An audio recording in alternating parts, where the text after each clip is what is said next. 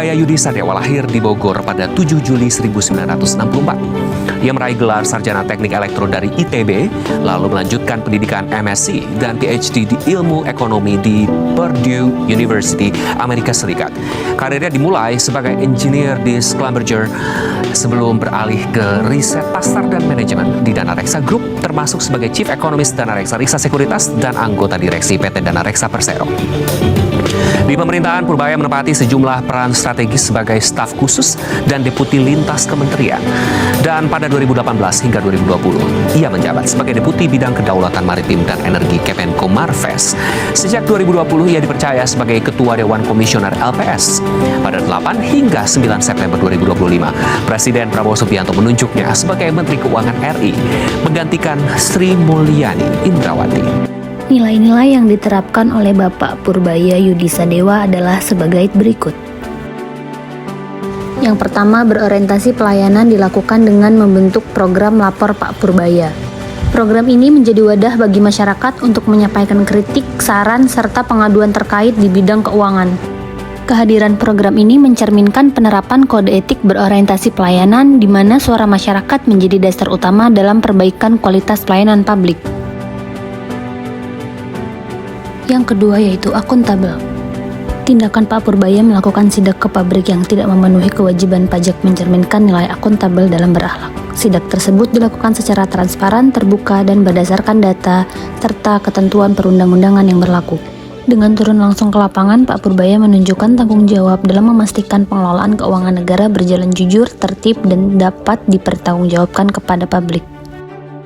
Nilai kompeten yang ditunjukkan oleh Pak Purbaya yaitu bagaimana beliau mengurai langkah-langkah fiskal yang diperlukan untuk menjaga stabilitas ekonomi nasional sambil memperkuat sektor usaha mikro dan menjaga daya beli masyarakat. Ini bukan sekedar janji, tapi pembuktian kompetensi menggabungkan ilmu ekonomi, data faktual, dan kebijakan yang dapat diimplementasikan, serta menjadi fondasi sebagai bendahara negara. Yang keempat yaitu harmonis.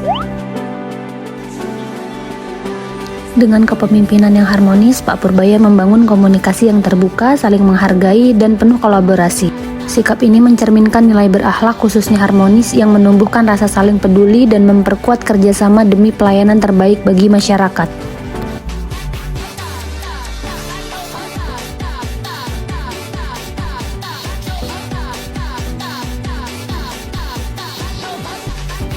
Semua untuk merah putih, udah.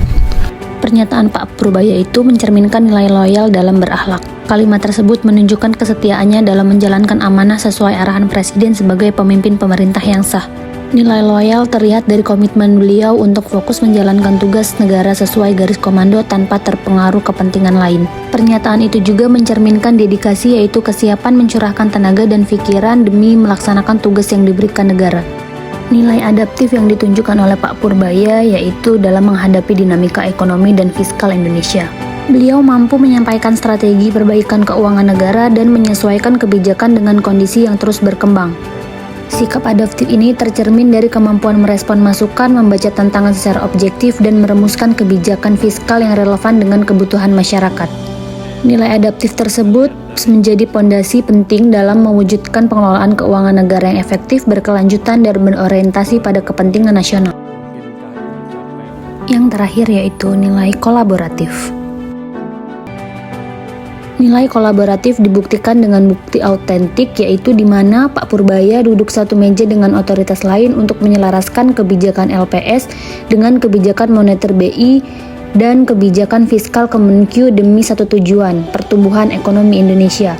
Dalam video ini, Pak Purbaya memenuhi kedua kata kunci kolaboratif, yaitu kesediaan kerjasama dan sinergi untuk hasil yang lebih baik.